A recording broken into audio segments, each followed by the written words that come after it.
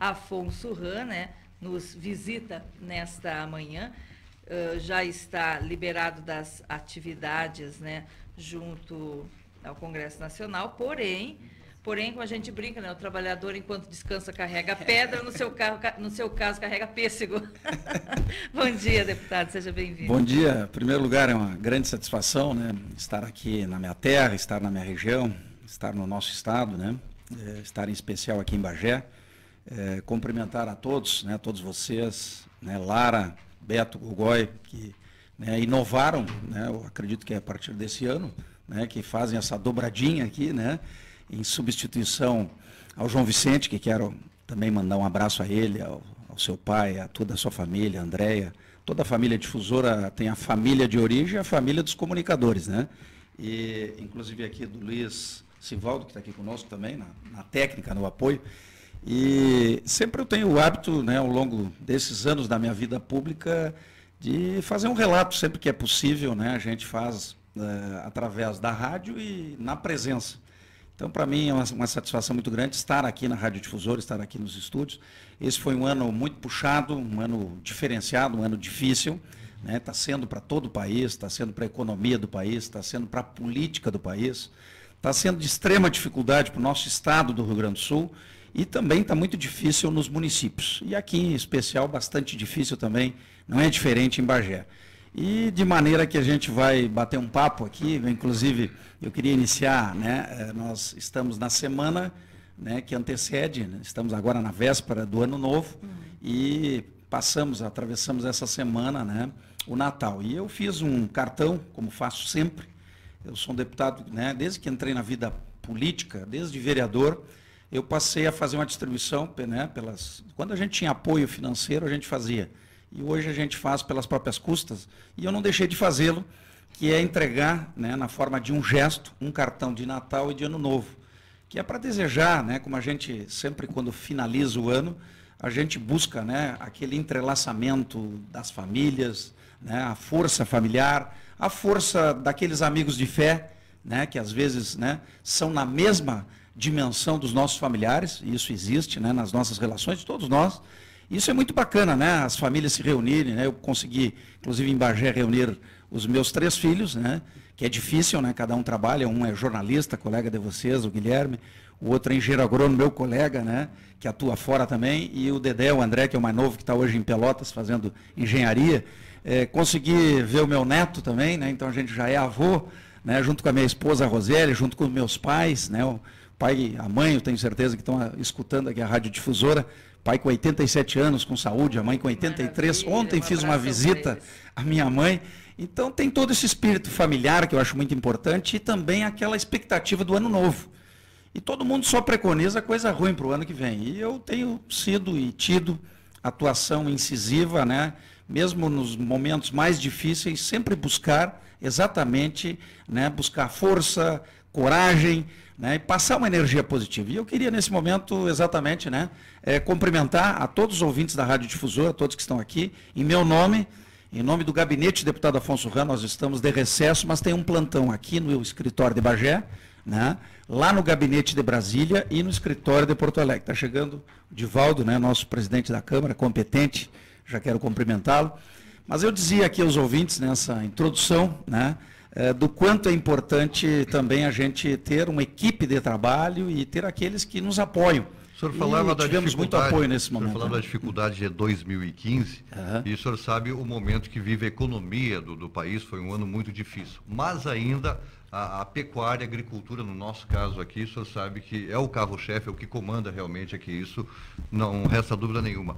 Mas nós temos um grande problema que vem há anos e anos e anos, que é o combate ao abigeato, deputado. Correto. Esse é um tema que, inclusive, né, eu fiz um jornal, o último jornal que nós mandamos imprimir, inclusive está na mão de vocês, e para explicar aos ouvintes que estão nos acompanhando, esse projeto é o projeto de lei que, inclusive, eu passo pelas pessoas lá em Brasília, né, pelos líderes políticos, e eles me perguntam, e o abigeato? Que a palavra não era nem conhecida. O que é abigeato? É uma palavra curiosa. Nós aqui de fronteira conhecemos muito. E esse tema eu levantei ele, né, por a condição de representação aqui da nossa região. Ele é um problema não só da fronteira, não só aqui da região da Campanha, da fronteira leste. Isso foi interessante, porque quando surgiu, imaginava-se que era regional. Exatamente. E aí acabou envolvendo o país inteiro, né? Exatamente. E aqui, claro que Bagé, nos últimos 2 anos, foi o campeão, né, negativo do abigeato. Né? Aqui tem o maior número de registros de ocorrências, perdas por parte dos produtores, e são proprietários de pecuária, produtores de ovinos, né, que muitos já nem registram mais.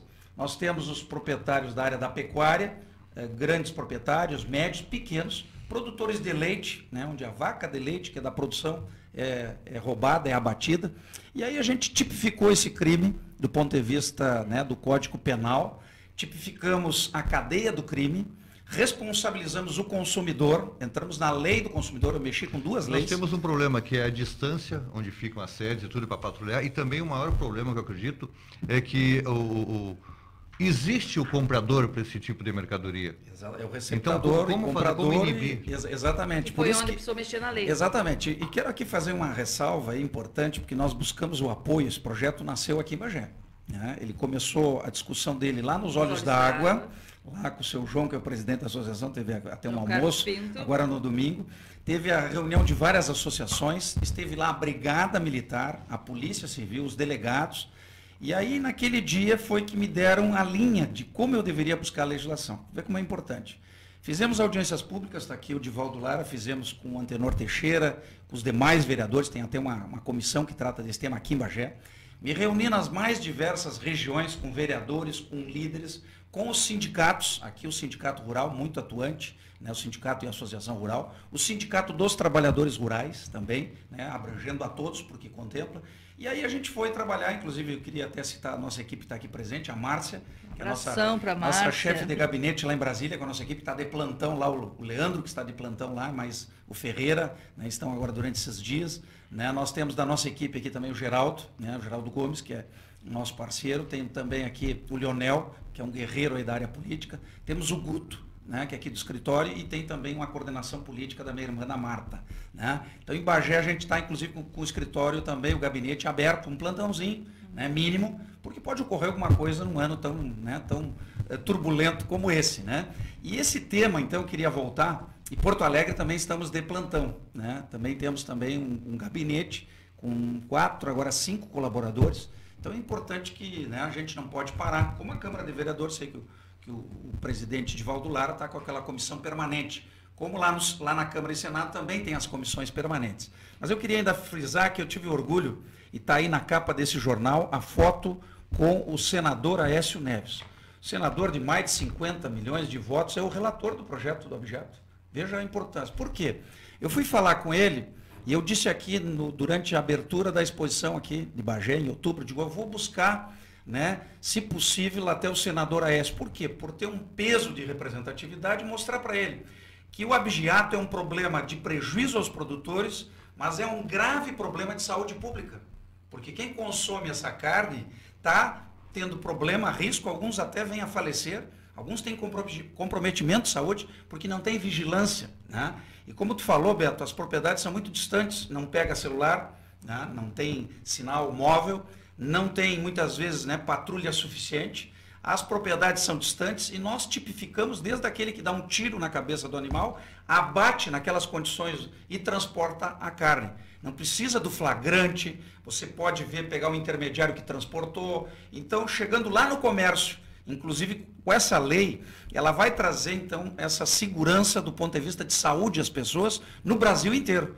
E aí o Mato Grosso, os países, os estados produtores e todo o país, ele realmente vai receber, né, eu espero, essa legislação aprovada, que agora finaliza, né, inclusive falei com o senador Aécio Neves, né, entrou todo esse tumulto político lá, mas a gente quer até março, né, aprovar na Comissão de Constituição e Justiça do Senado e vai direto aí, né, para aprovação ali no plenário e vai direto para a sanção da presidente. E aí a indicativos de que seja sancionado. Olha, nós temos a expectativa que sim, né? Eles queriam cortar uma parte, eu resisti bastante, que é essa parte do Código do Consumidor, que eu acho a parte mais importante, sim, que responsabiliza quem comercializa, né? E havia uma vontade por parte do governo lá na Câmara e nós conseguimos neutralizar, inclusive por votação. E acabamos tendo uma votação, uma aprovação unânime do nosso projeto, na expectativa deles tentarem cortar alguma coisa no Senado. Por que eu busquei um senador de peso político, de representatividade? Para que essa lei saia com peso de representação, né? Também criar até um constrangimento, no bom sentido, entre aspas, né? Para que nós tenhamos efetividade de uma lei que vai melhorar a vida das pessoas. Vai aliviar os prejuízos que é centenário do roubo do gado, do abate clandestino, né, e da saúde pública da nossa região e, consequentemente, do Rio Grande do Sul e do Brasil. Né? Diretamente ligado a isso, a questão do porte rural de arma também, que é uma expectativa dos produtores. A gente faz muitos debates aqui ao longo do ano e se fala disso. Foi aprovado, mas já foi para sanção? Como é que está? Não, esse projeto eu acho interessantíssimo, né, e por incrível que pareça, né, o Divaldo, a gente foi parceiro, inclusive foi um dos meus maiores apoiadores, líderes políticos ao nosso lado, durante essa última campanha. E eu comento, e a Márcia está aqui, e testemunha do que a gente, né, recebeu, e todos que trabalham na minha equipe política, não só aqui de Bagé, a maior reivindicação que eu recebi de quem vive no meio rural, de quem é residente no meio rural, de quem é proprietário, de quem vai na sua propriedade por alguns dias, de quem é trabalhador no meio rural, de que vive uma insegurança no meio rural. Porque essa questão do Abjata ampliou. Essa semana mesmo o casal foi encontrado lá na Serrilhada, exatamente, amarrados por conta de um... Isso por quê? Porque a criminalidade invadiu o interior do interior. Por quê? Porque não tendo arma, e se sabe que não é difícil portar uma arma, né? É ter a posse. E portar ainda não, é proibido. O que eu propus, né, na lei? Isso é importante. Nós propomos, eu fiz parte daquela comissão especial que trata da reformulação do desarmamento, do Estatuto do Desarmamento, a Lei 3722, do deputado Peninha, de Santa Catarina, e o relator, o deputado Laudívio. Eu apresentei uma proposta. E a minha proposta foi aprovada, que é o quê? O porte rural, né, nos limites da propriedade. Não é para andarem circulando com arma na caminhonete, nas estradas, não, é lá na propriedade. Para quê? Para proteger a vida das pessoas, a vida dos residentes naquela propriedade, daquela família, porque lá não pega telefone, lá não chega a Brigada Militar, se chegar quanto tempo vai levar, não chega a Polícia Civil, e você veja que nós temos 30 milhões de brasileiros vivendo no meio rural. E mais a realidade que nós estamos aqui intensificando a atividade de soja. O Beto Gogói falava aqui no começo que aqui a crise não chegou tão forte por causa da nossa expansão da lavoura de soja, que é dolarizada, né, mas também está chegando a crise. Mas, quer dizer, cada vez nós estamos expandindo e as pessoas precisam trabalhar e viver no meio rural. Parte da família, hoje, as famílias não querem mais ir para o meio rural. Primeiro vem o filho estudar, estuda, depois vem a mãe e depois vem o trabalhador e muitas vezes não retorna e tendo insegurança, e esse é um problema seríssimo. Eu me atrevi a fazer esse debate, inclusive na Rádio Gaúcha eu fiz, né, em horário polêmico com todos, e mostrando a consistência de vá viver no campo, vá morar com a sua família e trabalhar no meio rural. Então é um tema interessante, conseguimos o convencimento da grande maioria, vencemos com maioria ampla lá na comissão, vai para o plenário, e eu tenho falado com os deputados e já tenho falado inclusive dos senadores, porque há esse entendimento que é o porte, né, nos limites da propriedade, e aí vai proteger o patrimônio, vai proteger o abigeato, vai proteger os insumos, o saque na propriedade, e vai ter legalmente uma arma para aqueles maiores de 25 anos, né, porque tem que ter responsabilidade, tem que ter habilitação, né? Tem que ter, vamos dizer assim, a reunir as condições psicológicas, mentais, é uma coisa de muita responsabilidade. Eu, inclusive, não uso arma. Só para ter uma ideia, o Afonso está defendendo a arma. Não. Há uma vontade, uma necessidade. E disseram, mas não é melhor investir e aparelhar a segurança? Claro que é. Mas até chegar essa estrutura, esse aparelhamento no campo, né, nós precisamos exatamente de uma legislação que dê segurança. E outra, o criminoso, a criminalidade... Você acredita que inibe ele sabendo que inibe porque você sabe que aquela propriedade, inclusive, vai registrar arma de médio alcance. Uma arma para fazer a defesa na propriedade. Então, o que acontece? Hoje, Todos sabem que ter uma arma na propriedade é proibido, é praticamente impossível. Então nós estamos defendendo um porte por 10 anos, nos limites da propriedade vai poder portar a cavalo, dentro da sua propriedade, de caminhonete, a pé, certo? E na sede da propriedade, não é o conceito só de uma residência como é na cidade, é diferente o meio rural. Então, como eu sou de origem, né, nós somos aqui, eu sou de origem do interior, né, nascido aqui na Ulha Negra, e todos sabem, né, me criei aí no Aceguá, a gente é da região, e essa nossa região, ela espelha um pouco do que é e o que ocorre em todo o nosso Rio Grande do Sul. Muito bem, deputado. Então, passou na comissão, agora vai para apreciação em plenário e depois aguarda a sanção. Isso. O Antônio Luiz, lá da Madesat, perguntou se o senhor está fazendo alguma articulação ou algum comentário, algo com relação à barragem de Bagé, que é uma das grandes expectativas da comunidade. Eu sempre disse, né, que, inclusive me perguntaram, qual é o projeto mais importante para Bagé? Me perguntaram no final do ano passado. Né, eu lembro que a minha equipe vai lembrar. Eu disse, a barragem. Por quê? Porque a gente tem, né, o estigma, né, tem uma imagem, né, um rótulo de que Bagé não tem água, né, nem para beber. Porque tivemos anos críticos, felizmente esses últimos 3 anos tem chovido, se conquistou a barragem, mas não se executou a obra necessária. A obra mais importante, mais estratégica de Bagé é a barragem. Eu fiquei feliz quando o Divaldo disse, né, que de alguma forma, com o recurso, com as parcerias, eu vi uma entrevista tua, Divaldo, que está aqui ao lado, e nem combinei de falar isso, é óbvio, mas pela espontaneidade eu gostei muito da tua priorização, porque é uma prioridade.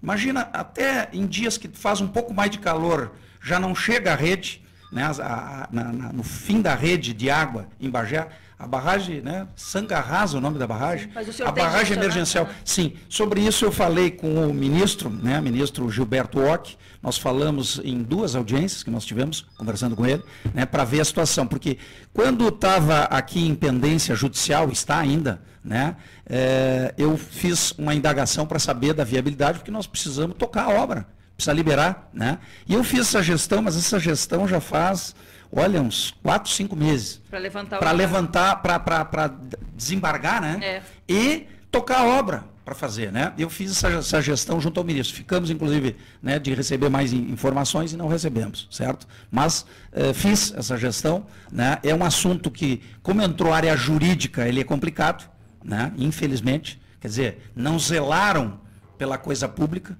né, então as responsabilidades vão ser levantadas, é óbvio, não estou aqui acusando ninguém, porque tem justiça para fazer isso, mas tem uma brutal injustiça com as pessoas. E todos, né, se preocupam com Bagé, principalmente por onde a gente viaja, e lá, a seca, né, e a barragem já fizeram, e nós não fizemos, né, mas eu tenho convicção de que, né, não há problema sem solução. Agora eu lamento que ao longo de 16 anos aí, né, da gestão do Partido dos Trabalhadores, nós não tivemos a execução. Conquistamos a obra, mas não tivemos a eficiência. Não está aqui uma crítica ao prefeito, até porque eu trabalhei muito ajudando, né, todos os prefeitos, trabalhei com o prefeito Azambuja, quando fui secretário da Agricultura, né, tem suas qualidades evidenciadas, eu trabalhei muito com ele. Trabalhei e ajudei já como deputado o prefeito Mainardi, ajudei, né, hoje deputado. Trabalhei junto ao prefeito Dudu, ajudando. Lamento que perdemos muitas emendas nos últimos tempos, muita coisa, mas executamos muitas outras também. Estamos ainda por executar, liberamos mais alguns recursos, fora recursos para Santa Casa, em outras áreas, em outras parcerias, né? Mas sempre fomos parceiros e eu procurei ajudar independente de partido. Né? Hoje, sei que estamos virando o ano, né, vai vir um processo eleitoral, né? E isso é importante, né? Vai vir um processo eleitoral. Eu já defini, né, meu candidato é o Divaldo Lara, eu vejo ele preparado, não é do meu partido, mas vejo que é alguém que vem se preparando. O senhor não sente vontade de concorrer à Prefeitura de Bagé? Não, eu tenho um compromisso, eu sempre disse, inclusive aqui nos microfones da Rádio Difusora, que eu tenho um compromisso além de Bagé. Eu tenho um compromisso além de Bagé. O compromisso com Bagé, muito especialmente, tanto é que moro aqui, tenho a família aqui, tenho os meus negócios aqui, minha caminhonete está carregada de pêssego. Eu tenho que agora ir lá no Mercado Popular, fazer a entrega, depois aqui, né, para o Laranjinha, que vende aqui no centro, né, e depois para o Ayrton, aqui. E ontem eu entreguei uma parte de uma carga lá no Três Irmãos. Por isso que eu brinquei no início, né? Então a gente tem raízes aqui, e outra, eu me preocupo com a minha cidade, né? E o nosso partido é um partido forte também, partido progressista, o Armando está presidindo, né? A gente tem condições, né, naturalmente, de compor, acho que é um momento, né? Tem nomes fortes no próprio partido, o Partido Progressista tem nomes, mas eu vejo a pessoa mais preparada, porque a gente tem que dar a missão para aquele que está preparado. Nós temos que, né, investir, né, em quem vai efetivamente nos dar o maior retorno político, né? E eu vejo que hoje há essa preparação, me sinto bem à vontade para dizer, até nem sabia que o Divaldo estaria aqui, mas eu tenho me manifestado nesse sentido e acho que tem que fazer um projeto para Bagé, né? Reestruturar Bagé, né? E nisso muita gente vai contribuir.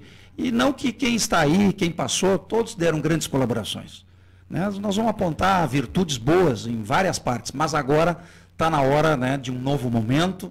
E nesse novo momento eu tenho até, né, uma vontade de colaborar com o meu município, não sendo prefeito nesse momento, mas ajudando, como ajudei os demais prefeitos, inclusive o prefeito Dudu, né, com o qual eu tenho uma excelente relação pessoal também, né? Não é ofensa, a gente tem que fazer escolhas.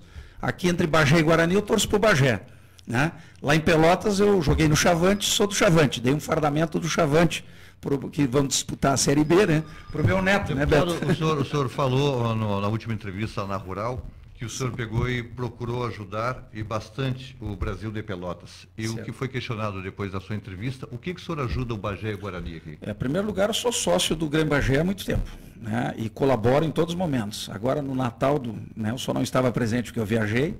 Quem me representou lá foi a Júlia Benites, né, a Júlia, que foi me representar, estava muito bonita, né, já é uma moça bonita com a camiseta do Grêmio Bagé. Falo com o presidente Ducos, que reassumiu, fez uma bela iniciativa, né? E a gente às vezes até não pode estar aparecendo no processo, não precisa, né? O Grêmio Bagé a gente tentou, algumas empresas mais em outras épocas e já ajudamos, já conseguimos ajuda pessoal pequena, mas sempre tivemos, né? Nós valorizamos com a vinda aí também do Romário, o Dunga e o Paulo Roberto, né? Nós também ajudamos, está lembrando a Márcia aqui, com a quadra, aquela quadra que está inacabada, lá ao lado do Militão. O Bagé fez a escolha de construir a quadra lá. Por quê? Porque, na verdade, aqui, né, aquele terreno atrás do Bagé, no momento, juridicamente não podia, eles fariam uma quadra coberta ali, tiveram que fazer numa área pública, e o CT do Guarani, que é uma obra, na minha opinião, uma obra mais estrutural para o futebol bagiense, que é o meu modelo que eu levei para a Copa do Mundo, e que o Guarani de Bagé, que são meus amigos, né, somos parceiros, muitos deles, a grande maioria são meus eleitores, meus apoiadores. Nós levamos uma ideia para o Brasil inteiro e para buscar o recurso da Copa do Mundo, o artigo 29 da Lei Geral da Copa, quem colocou, né, a questão de que no mínimo 5 a 10% do lucro da Copa deveria vir para construir CTs. E por incrível que pareça, o projeto piloto que eu levei foi aqui o do Guarani de Bagé, e hoje é lei, foi mandado pela FIFA para a CBF 20 milhões de dólares, falta 80 milhões de dólares, que eu tenho até uma audiência pública aprovada para buscar esse recurso, e só foi construído um CT em Belém do Pará e eu participei da inauguração. Então, o Guarani está na... Guarani, eu ajudo... Não, o Guarani já tem o seu CT, um CT Sim. pequeno, está com dificuldade até porque de financeira de usar, mas ele usa para treinamentos, usou para as categorias de base, mas lá tem alojamento para 20 meninos, ele é bem estruturado, 22 meninos, tem refeitório, não sei se todos conhecem, né? Aquilo é uma obra do deputado Afonso Rã na parceria, inclusive, e quero dizer que obra... foi com o município. Na época foi o prefeito Mainardi que fez o projeto, liberamos com o prefeito Dudu e fizemos uma parceria com o Guarani e com o Bagé também. O do Bagé demorou muito, por uma questão, né, burocrática, enfim, e infelizmente o ginásio não foi feito lá no lado onde eles queriam, mas era o que era possível, né? Não tinha o espaço para fazer um CT. Então o deputado Afonso Rã, né, além de torcer, de ir aos baguás, né, de ter lado na hora de torcer, mas não ter lado fora do momento da competição. Aquela obra do Guarani, deputado, Sim. aquela ali a Setur teve utilizando ali, que era a equipe de futebol. Né, isso. E ali formou o jogador Denner, que foi destaque agora no Brasileirão deste ano como lateral esquerdo. Então já rendeu, já né? Teve frutos ali. Já rendeu. Deputado, registrar aqui o contato do Jorge Gonçalves lá do Menino Deus e do Luiz Carlos Lima, que mandou um abraço para o senhor aqui por telefone, entrar em contato com a nossa programação. Beto, mais alguma coisa? Nós temos nosso horário já Deputado, adiantado. só para encerrar, eu gostaria que o senhor falasse que em 2015 o senhor teve o seu nome citado no escândalo da Lava Jato. O que o senhor poderia falar a respeito disso? Olha, finalizamos o ano com absoluta tranquilidade, né? Eu fui impactado, né? Como todos fomos, né? Não fugi às minhas responsabilidades. Eu acho que quem atua na vida pública, né, e a política tem o ônus e tem o bônus, né? E nós tivemos essa questão associada ao partido, né, do ponto de vista nacional.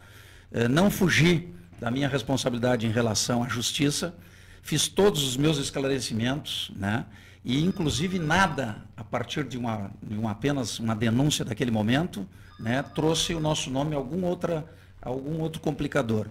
E nós até eu tinha expectativa de final do ano, até da possibilidade até de arquivar esse processo nosso, né?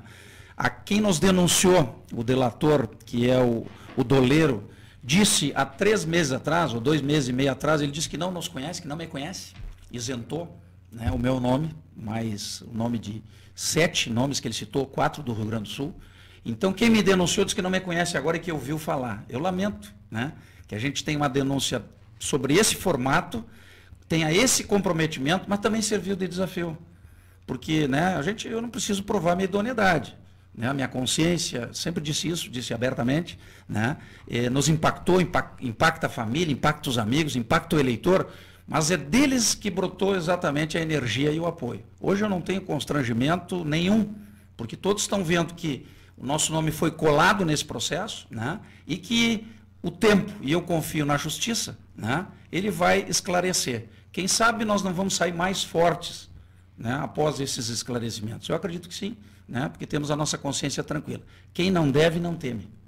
Eu disse isso no meu depoimento, saiu em rede nacional, televisão, no Jornal Nacional, meu depoimento na tribuna, e não me isentei em nenhum momento, né, de nenhum esclarecimento. Então, no âmbito da justiça, estamos confiantes, a gente, né, tem acompanhado aí vários fatos, vários desdobramentos. Lamentamos que tenha ocorrido no formato que ocorreu, mas eu tenho absoluta, né, tranquilidade de que espero, inclusive aí em breve, quem sabe em meados do ano que vem, nós possamos, né, dar uma entrevista, né, reafirmando o que sempre disse. Disse nos microfones aqui da Rádio Difusora, disse nos microfones das nossas rádios aqui de Bagé, da Cultura, da Clube, das FMs, das que são comunitárias, nos órgãos públicos, dos jornais. O que vale para Bagé, que é onde me conhecem, Bagé me conhece, sabe que eu moro aqui, sabe que eu tenho a minha propriedade, sabe que eu tenho a minha família, sabe que eu tenho a minha vida como ela é, né? E hoje isso para mim é um ponto importante, porque todos conhecem a vida do deputado e conhecem a trajetória da vida política do deputado, né? E a parte pessoal também, porque ela é acompanhada. Então isso é muito bom. E eu, embora tenha, né, me chateado muito, me impactei a primeira, a segunda semana, primeiro mês, difícil, né? Mas né, diz que Deus não dá a cruz para quem não tem, né, suficiência de força para carregá-lo. E nós encaramos. Como está querendo encarar esse moço que está aqui ao meu lado, né? O Divaldo está querendo encarar o que ninguém ou pouquíssimos têm coragem de encarar uma gestão em Bagé. Mas é no momento da adversidade, na dificuldade. Eu, quando joguei futebol, gostava de entrar em campo quando o jogo está difícil ou até quando o time está perdendo para reverter. Quando eu era goleiro, claro, não tinha como me bater um pênalti, né, que nem o Rogério Ceni lá de São Paulo. Mas nessa linguagem esportiva, eu vejo assim, ó, né, que a gente tem que estar disposto, né, a competir e buscar o resultado e vencer. Há caminho. Né? Quero me despedir aqui desejando, né, um feliz 2016, exitoso. Ano difícil mas se cada um fizer um pouquinho, não vamos ficar esperando pelo governo do município, vamos ficar esperando pelo governo do estado, pelo governo federal, pela autoridade. Nós temos que pensar e dizer e agir. O que cada um de nós pode fazer, né, do ponto de vista coletivo, do ponto de vista social? Olha o gesto que a gente tem visto, né, num final de ano. Por que a gente não faz esse gesto em 365 dias? E eu acho que é isso, fazer política séria, política de trabalho, de resultados. Eu apresentei 5 projetos de lei. Um está no Jornal do Comércio hoje, que é a lei que estabelece a política da erva mate, né? Então tem bastante coisa para a gente falar, mas o que é mais importante, né, a gente ter consciência tranquila e principalmente passar essa energia positiva a todos nós. Então, um feliz 2016, contem não só com o deputado federal Afonso Ram, mas com o cidadão, com o pai de família, né, e com a nossa equipe, com os nossos colaboradores, e é dessa forma que eu entendo que a gente deve fazer política moderna, né? Política de trabalho, resultados, mas de, vamos dizer assim, pessoalidade. Porque nada substitui a pessoalidade. Obrigada, e o rádio nos dá essa profundidade. Eu falando com a minha espontaneidade, com a minha sinceridade, quem está nos escutando sabe que é autêntico, que é verdadeiro e é pessoalização. O rádio tem esse poder. Parabéns à Rádio Difusora. Obrigada, deputado, por nos visitar hoje aqui. A dona Eni Pires também lhe manda um abraço. Obrigada aí a Márcia, né? Grande abraço, né? Sempre bom vê-la, da mesma forma o Geraldo e Leonel, que estão acompanhando o deputado federal Afonso Ramos. Antes do intervalo, bom dia ao presidente da Câmara, bom dia, vereador de Valdolara. Bom dia, Denise, bom dia, Beto Cogói, bom dia, deputado Afonso Ramos, a equipe, um bom dia especial a todos os ouvintes. Muito bem, vamos com o intervalinho já, retornamos para fazer um balanço também aí das suas atividades no ano de 2015. Jornal da Manhã Difusora, um programa de notícias e prestação de serviços comunitários. Um bom